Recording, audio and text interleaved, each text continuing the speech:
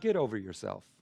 Now, I say that not to be mean or to be sassy or anything like that. As a matter of fact, I'm saying that to me too, because you and me, in our fallen, sinful human nature, we really have a hard time getting over ourselves and thinking about others more than we think about ourselves, much less thinking about the interests of God more than we think about ourselves. And that's something that we see today as we look in Mark chapter 10. We're going to see some of our ancestors in the faith who, even when Jesus had told them for the third time in a row exactly what was going to happen as they were going toward Jerusalem, they still couldn't quite get their minds off of themselves. Today, let's read from Mark chapter 10, starting in verse 32. They were on their way up to Jerusalem when Jesus was leading the way, and the disciples were astonished, and those who followed them were afraid.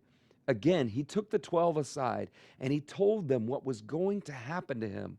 We're going up to Jerusalem, he said, and the Son of Man will be delivered over to the chief priests and the teachers of the law. They will condemn him to death, and they will hand him over to the Gentiles, who will mock him, spit on him, flog him, and kill him.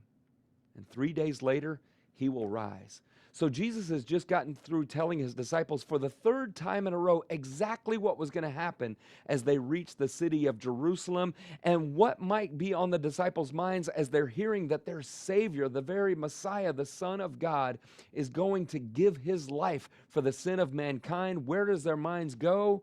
Verse 35, then James and John, the sons of Zebedee, came to him.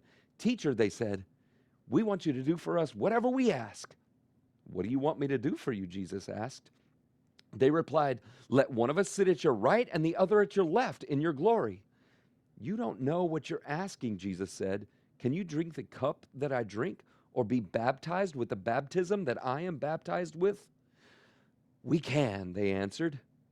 Jesus said to them, you will drink the cup that I drink, and you will be baptized with the baptism that I am baptized with. But to sit at my right or my left is not for me to grant.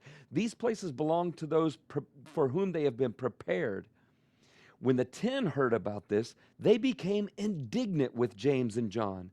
Jesus called them together and said, you know that those who are regarded as rulers of the Gentiles lord it over them, and their high officials exercise authority over them, but not so with you. Instead, whoever wants to become great among you must be your servant.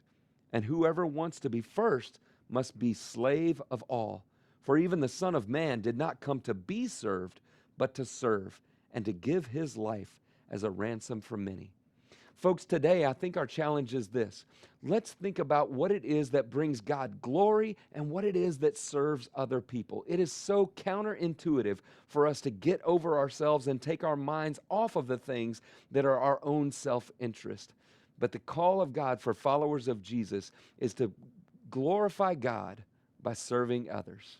I love you. Have a great day today.